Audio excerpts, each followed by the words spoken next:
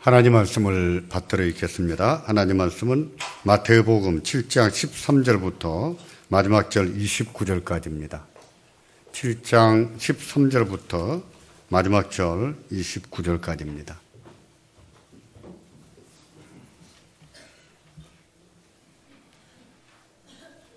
마태복음 7장 13절은 신약 성경 10쪽에 있습니다. 10쪽입니다. 제가 받들어 읽겠습니다. 좁은 문으로 들어가라. 멸망으로 인도하는 문은 크고 그 길이 넓어 그리로 들어가는 자가 많고 생명으로 인도하는 문은 좁고 길이 협착하여 찾는 이가 적음이니라. 거짓 선지자들을 삼가라. 양의 옷을 입고 너희에게 나오나 속에는 노략질하는 일이라. 그의 열매로 그들을 알지니 가시나무에서 포도를 또는 엉겅퀴에서 무화과를 따겠느냐? 이와 같이 좋은 나무마다 아름다운 열매를 맺고 못된 나무가 나쁜 열매를 맺나니 좋은 나무가 나쁜 열매를 맺을 수 없고 못된 나무가 아름다운 열매를 맺을 수 없느니라. 아름다운 열매를 맺지 아니하는 나무마다 지켜 불에 던지우느니라. 이러므로 그의 열매로 그들을 알리라.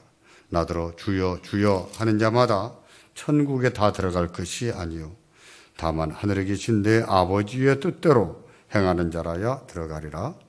그날에 많은 사람이 나더러 이르되 주여 주여 우리가 주의 이름으로 선지자 노릇하며 주의 이름으로 귀신을 쫓아내며 주의 이름으로 많은 권능을 행치 아니하였나이까 하리니 그때에 내가 저희에게 밝히 말하되 내가 너희를 도무지 알지 못하니 불법을 행하는 자들아 내게서 떠나가라 하리라. 그러므로 누구든지 나의 이 말을 듣고 행하는 자는 그 집을 반석 위에 지은 지혜로운 사람 같으니 비가 내리고 창수가 나고 바람이 불어 그 집에 부딪히되 무너지지 아니하나니 이는 주초를 반석 위에 놓은 연고요 나의 이 말을 듣고 행치 아니하는 자는 그 집을 모래 위에 지은 어리석은 사람 같으니 비가 내리고 창수가 나고 바람이 불어 그 집에 부딪힘에 무너져 그 무너짐이 심하니라. 예수께서 이 말씀을 마치심에 무리들이 그 가르치심에 놀래니 이는 그 가르치시는 것이 권세 있는 자와 같고 저희 서기관들과 같이 아니함일러라. 아멘.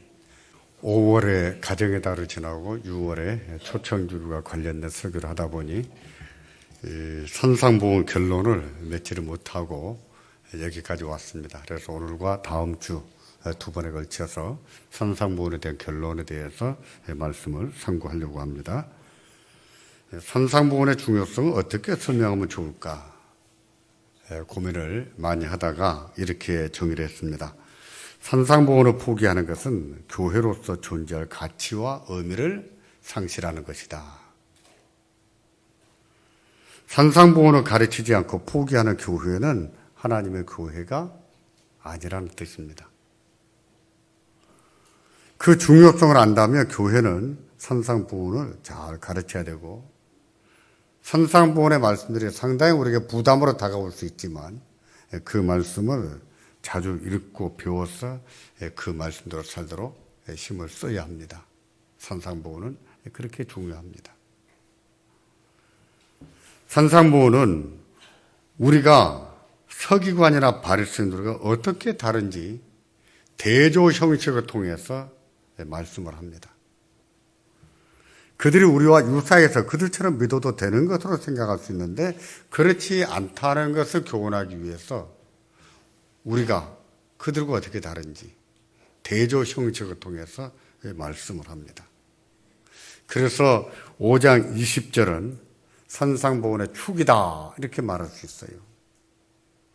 5장 20절을 기준해서 우리가 어떻게 믿어야 되는지 바리새인과 서기관들은 어떻게 믿는지 구별이 된다는 뜻입니다.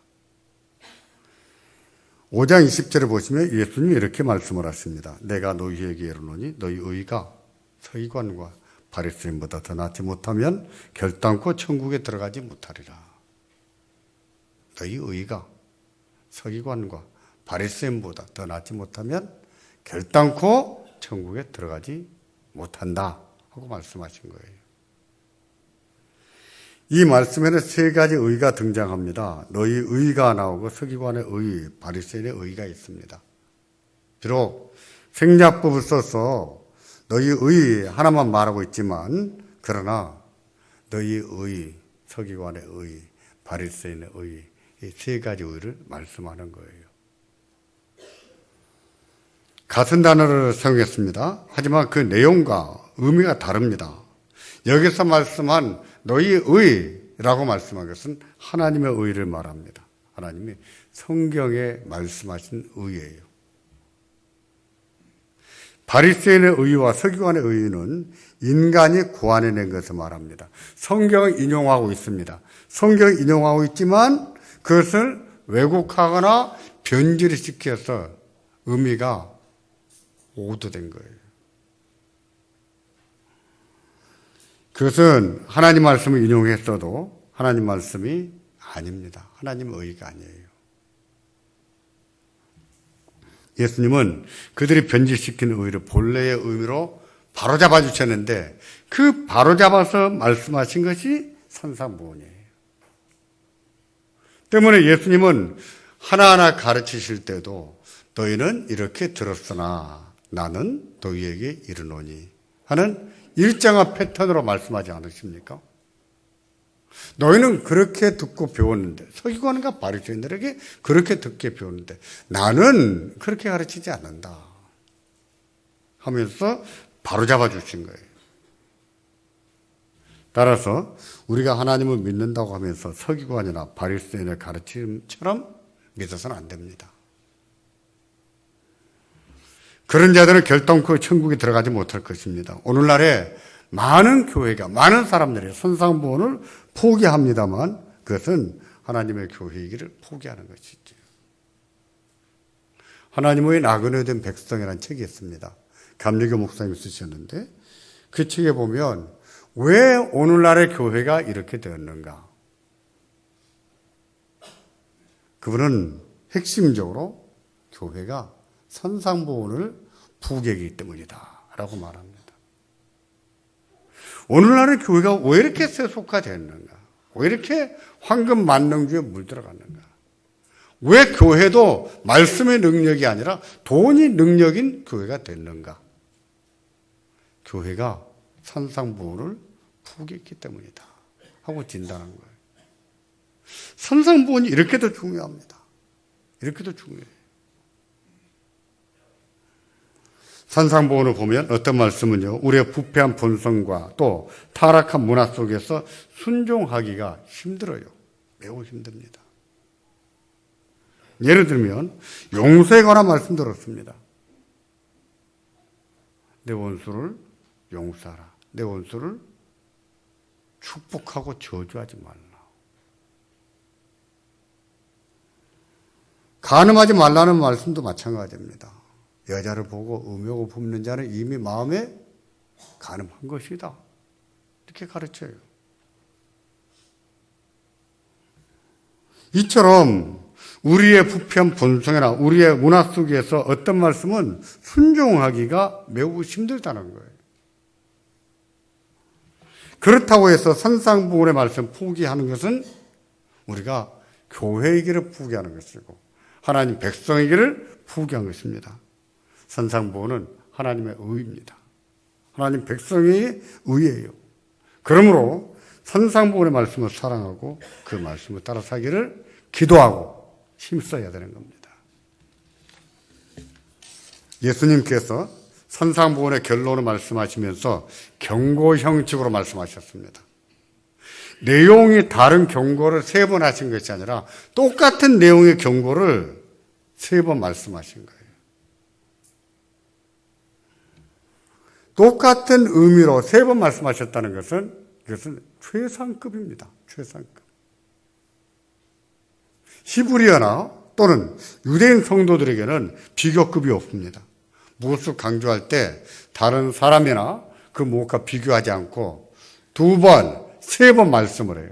똑같은 것을. 심지어 성경에 보면은 4번 말씀한 것도 있습니다. 그것은 엄청난 강조지요. 최상급이에요. 최상의 강조입니다. 예수님께서 산상보훈을 마무리 지으시면서 이처럼 경고 형식으로 똑같은 말씀을 3번 말씀하신 거예요. 따라서 우리도 이 경고의 말씀, 이 결론의 말씀을 심각하게 받아들여야 됩니다. 심각하게. 산상보훈의 경고, 결론의 경고, 첫 번째는요, 넓은 길로 가지 말라는 것이었습니다. 이것은 5월 초에 배우고 넘어온 거예요. 넓은 길로 가지 말라. 넓은 길은 서기관이나 바리새인들의 가르침을 의미하는 것입니다. 그들은 율법을 지킴으로 의로워진다고 했는데 그러나 막상 살아보니까 율법대로 살지를 못하는 겁니다. 그렇다면 우리가 틀렸다라고 생각하고 말씀으로 돌아가야 되는데 그렇게 하지 않고 지키기 어려운 말씀들을 왜곡하거나 변질을 시켜버린 거예요. 자기들이 지킬 수 있는 수준으로 말합니다. 그렇게 해서 변질된 율법은 하나님 말씀이 아닙니다. 그런 말씀은 인간의 부패성과 교묘하게 괴를 같이 합니다. 변질한 말씀들은 우리의 부패성과 괴를 같이 해요. 그래서요, 듣기에 좋습니다. 들어보면, 이렇게 하면 지킬 수 있겠다 하는 자신감도 생길 수 있어요. 들어보면, 그 정도는 할 수 있지 라는 생각이 들 수 있어요. 예수님께서는 이것을 가리켜서 그건 넓은 길이다 라고 말씀하셨습니다. 그게 넓은 길이에요.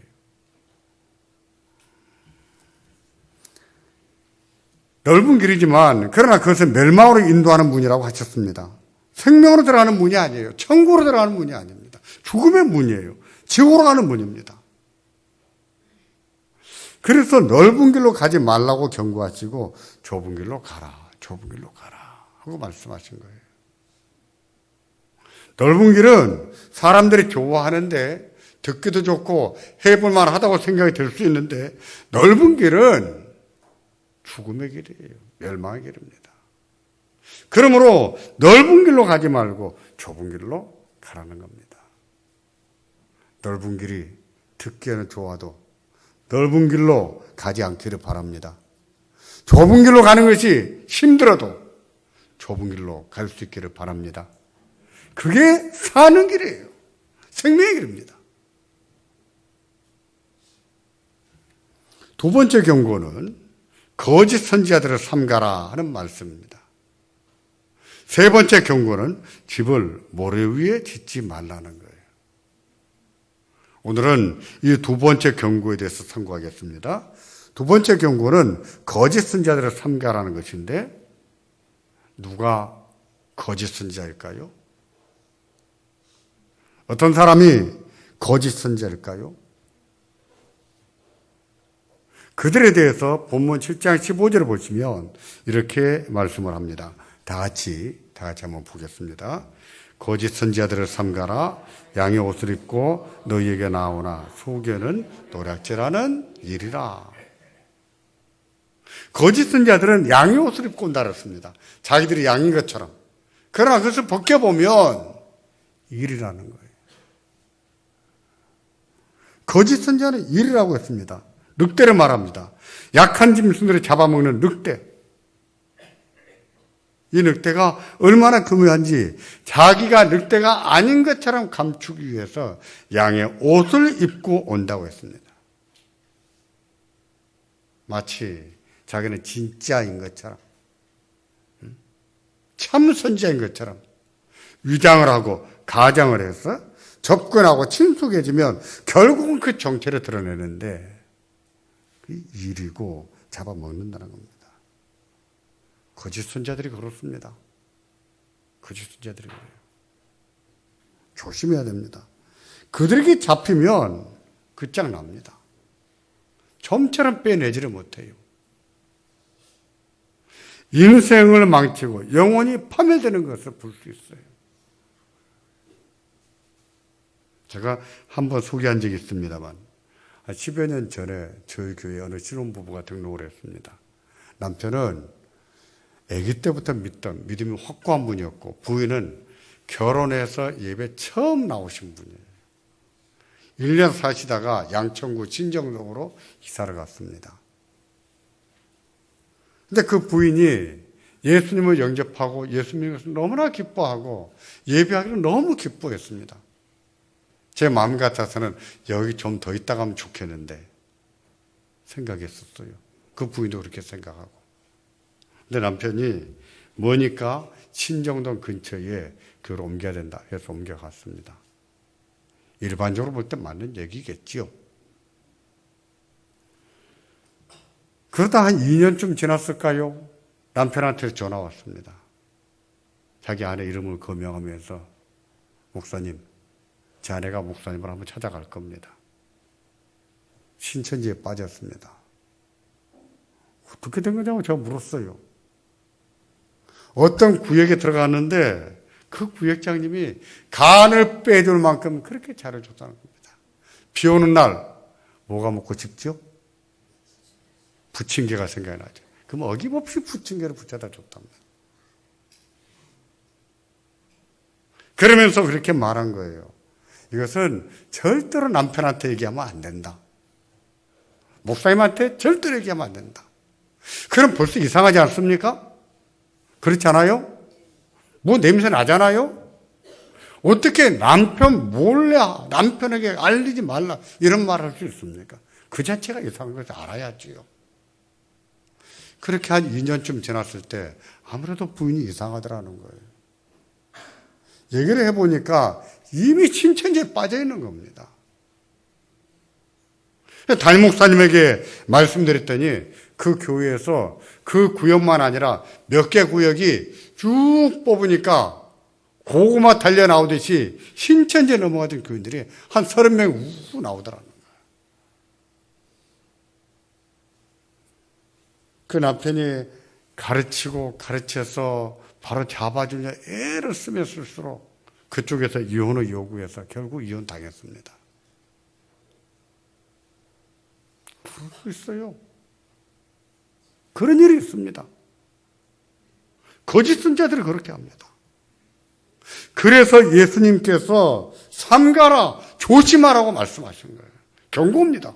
경고. 그렇지 않으면 죽을 수 있다. 경고하신 거예요. 거짓 선자들의 속임수는요, 교묘합니다. 사람들이 좀처럼 알아보지 못하게 합니다. 웬만해서는 분별하지를 못하고 속아 넘어갑니다. 그래서 넘어간 사람들이 얼마나 많은지 그것은 많이 배우고 못 배운 것이 아무런 의미가 없어요. 부와 가난한 자와 구분이 없습니다. 부자도 많이 넘어가고 많이 배운 사람도 많이 넘어가요. 그런 이단에 빠진 사람들을 보면 대학 교수도 있고 학교 선생님도 있고 높은 관직에 있는 분들도 있고 많이 배운 분들이 많아요. 못 배워서 넘어간 거 아닙니다. 여러분 절대 오해하지 마세요. 못 배워서 넘어간 게 아니에요. 그 말은 무슨 얘기냐면 여러분도 넘어갈 수가 있다는 뜻이죠. 교인들 중에도 그런 자들에게 속아서 넘어가는 자가 많습니다.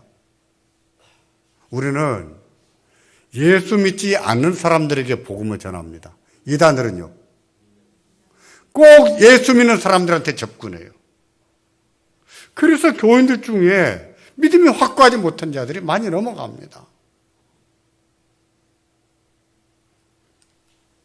여러분도 조심하셔야 돼요. 조심해야 됩니다. 그렇다면 예수님께서 말씀하신 거짓 선자들은 누구겠습니까?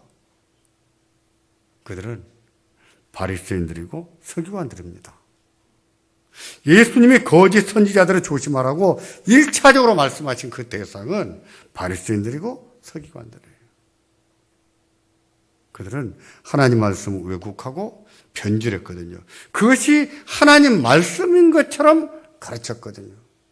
하나님이 말씀하지 않으셨는데 하나님이 말씀하셨다고 말하거든요. 하나님 말씀이 아닌데 하나님 말씀이라고 말하거든요. 그래서 그들을 가리켜서 거짓 선지자라고 말합니다. 오늘날에도 그런 자들이 많습니다. 하나님 말씀을 왜곡하고 변질시켜서 그것이 하나님 말씀인 것처럼 가르치는 자들이 많아요. 근데 교인들도 분별력이 없는 사람이 많아요. 그것을 듣고 좋아하는 사람이 많습니다. 예를 들면 신천지 이단도 그들 중에 하나입니다.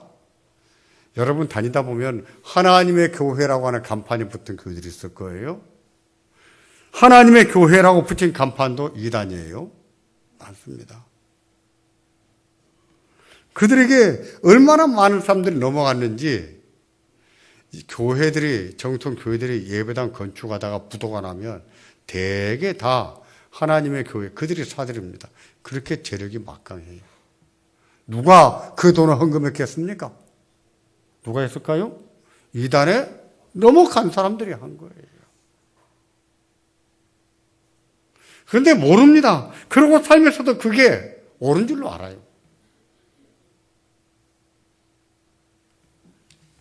한때 날개 돋친 듯 팔렸던 긍정의 힘이라는 책이 있습니다. 그 저자도 마찬가지예요. 여러분도 부자가 될 수 있습니다. 여러분도 성공할 수 있습니다. 당연히 출세할 수 있어요. 믿습니까? 우리 교회는 아무도 안 넘어가네요.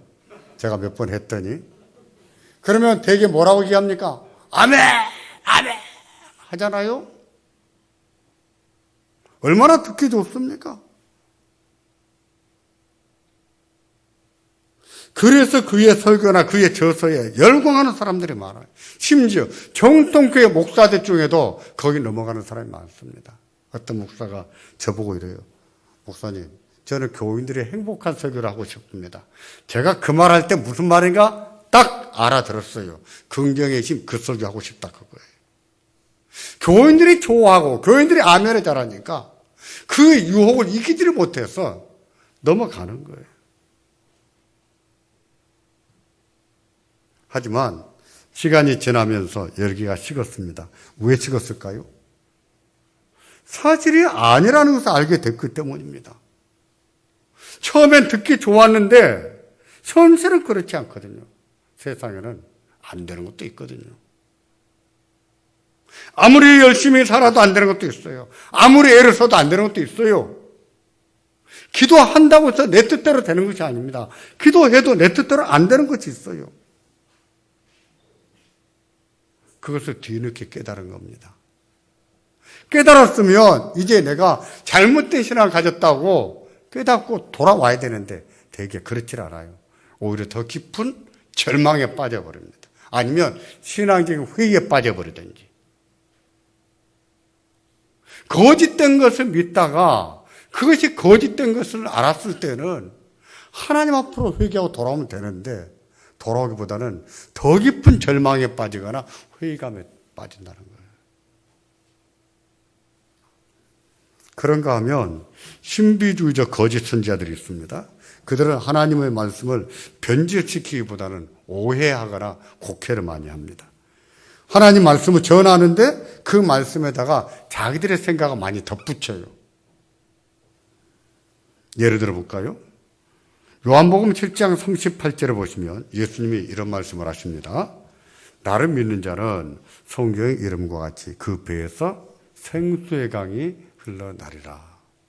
배에서 생수의 강이 흐른다 그랬어요. 이게 무슨 뜻인지 그 다음 절 39절에 보면 설명하고 있습니다.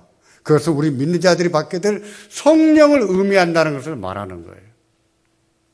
성령을 받게 되면 우리가 얼마나 많은 은혜를 입은지, 얼마나 시원한 일이 임하는지 그것 설명하기 위해서 생수의 강에다 비유를 한 겁니다. 비유예요.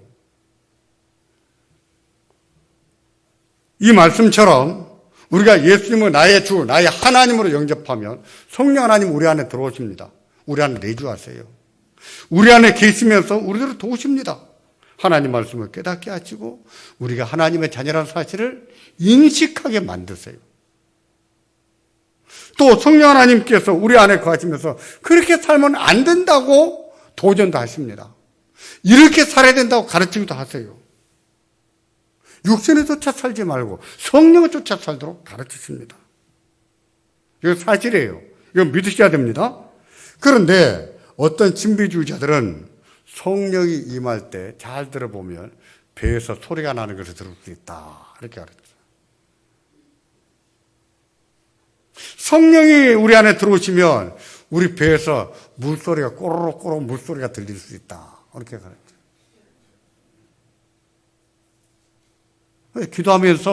기도하면서 배에서 물소리가 나는 거 아는 거 그것만 듣고 있는 거예요. 한국 교회는 이런 식으로 믿음 생활하는 교회들이 많습니다. 그게 무슨 책을 낼 만한 것이라고 또 그걸 책을 내고 또 그걸 돈 주고 사봐요. 아직도 수준이 그런 정도입니다. 이게 비유라고요. 비유를 왜 사실인 것처럼 얘기를 하냐고요.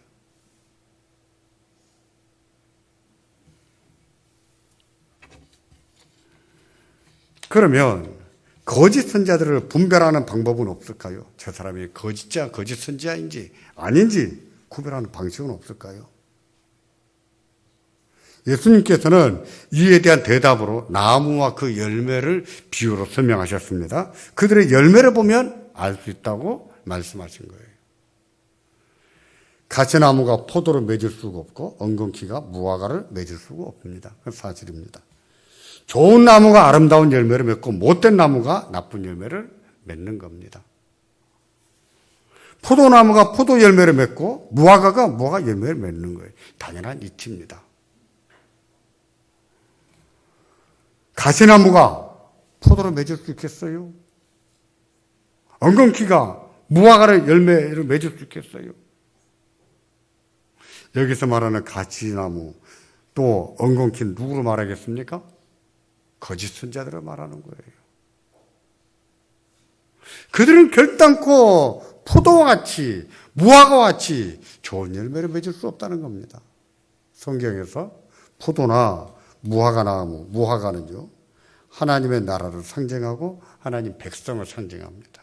하나님의 나라와 하나님 백성을 상징해요. 그들이 포도와 무화과를 맺을 수 없다고 하는 것은 그들은 참 백성이 아니라는 뜻입니다. 거짓 선지자라는 뜻이에요. 따라서 그들에게는 좋은 열매를 찾아볼 수 없는 거예요. 그래서 열매를 보면 안다라고 말씀하신 거예요. 문제는 뭐가 열매냐는 것입니다. 뭐가 열매가? 여기서 말하는 열매가 무엇일까요? 일반적으로 우리가 말하는 열매는 뭐냐면 어떤 봉사를 했다. 그 봉사가 열매인 것처럼 말하는 경우가 있습니다. 하지만 봉사가 열매가 아니에요. 어떤 경우는 자기의 삶으로 구현된 어떤 실체를 열매라고도 말해요. 또 병든 자를 고쳤다든지 어떤 신비한 능력이 나타났다든지 이런 것도 열매로 말하는 경우도 있습니다.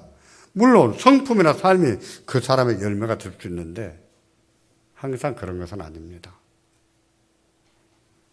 예를 들면 바리새인들과 서기관들은요 일주일에 2번씩 금식했습니다. 믿음이 좋습니까? 안 좋습니까? 11조금을 하는데 얼마나 철저하게 했는지 자기 집 터에 쪽밭에 채소를 가꾸면 채소에 11조도 다 했다니까요. 믿음이 좋습니까? 안 좋습니까? 그들이 나팔을 불어서 문제지 빵을 구워서 거리에 나가서 가난한 사람들에게 나눠주기도 했어요. 믿음이 좋은가요? 안 좋은가요? 그렇게 했다고 하는 자체가 어떤 경우는 그 사람들이 참된 믿음을 가졌다고 하는 증거가 될 수 있습니다. 하지만 항상 그런 것은 아니에요. 오히려 그런 행동이 위선일 수 있어요. 위선의 증거가 될 수 있어요. 가짜 믿음을 가진 증거가 될 수 있다고요.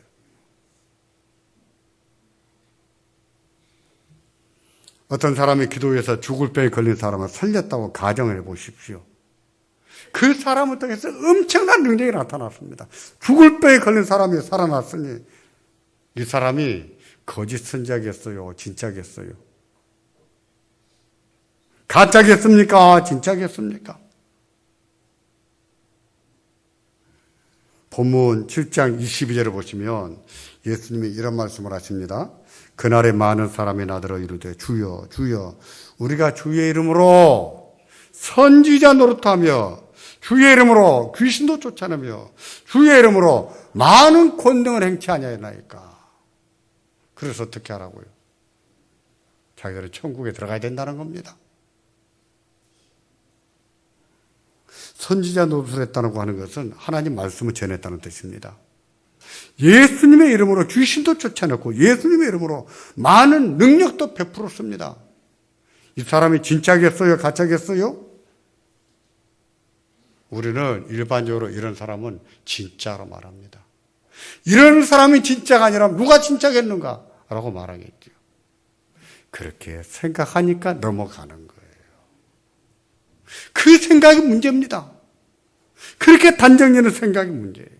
본문 7장 23절에 보시면 예수님이 이렇게 말씀을 하십니다.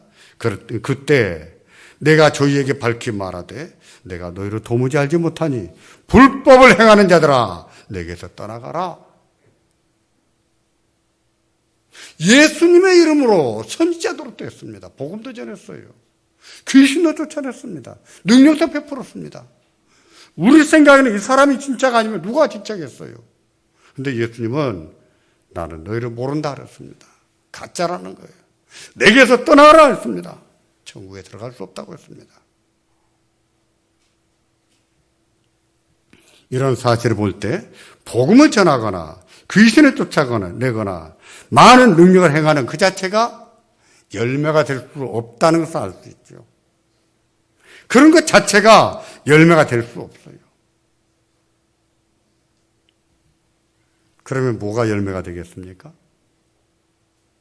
본문 7장 23절에 불법을 행하는 자들아 내게서 떠나가라 라고 하셨는데 이 말씀에서 불법이라고 하는 것은 하나님 말씀이 아닌 것을 하나님 말씀으로 전하는 것을 말합니다. 다시 말해서 예수님께서 산상보훈을 통해서 하나님 말씀이 무엇인지 가르쳐 주셨어요. 그런데 그것을 가르치지 않고 그것을 행하지 않는 것을 불법이라고 말하는 거예요. 여기서 행한다고 하는 말은요, 말 그대로 행한다는 뜻도 있지만 창조한다, 만든다 하는 뜻도 있습니다. 이들은요, 하나님 말씀이 아닌 것을 하나님 말씀으로 만들어내는 것이지요. 하나님 말씀 아닌 것을 하나님 말씀으로 만들어내는 것. 나쁜 열매입니다. 이런 것이 나쁜 열매예요. 그런 자들은 가짜지요, 가짜. 7장 20절을 보시겠습니까? 7장 20절은 다 같이 보시겠습니다. 나더러 주여 주여 하는 자마다 천국에 들어갈 것이 아니요 다만 하늘에 계신 내 아버지의 뜻대로 행하는 자라야 들어가리라. 말로 하나님을 찾고 말로 하나님을 믿는다고 해서 그 사람이 진짜가 아니라는 겁니다. 진짜는 눈에 보이지 않아도 하늘에 계신 내 아버지의 뜻대로 행하는 자가 진짜라는 거죠. 그 말씀이 지키기 힘들고 그 말씀이 순종하기 힘들어도 그 말씀을 받아들이고 그 말씀에 실천하고 순종하고 그 말씀을 가르치는 자가 진짜라는 것입니다. 이런 사실을 볼 때 열매라고 하는 것은요, 예수님이 가르쳐 주신 산상보훈을 말합니다. 산상보훈의 말씀을 말하는 거예요. 그 말씀대로 가르치는 것이 열매고 그 말씀대로 사는 것이 열매입니다.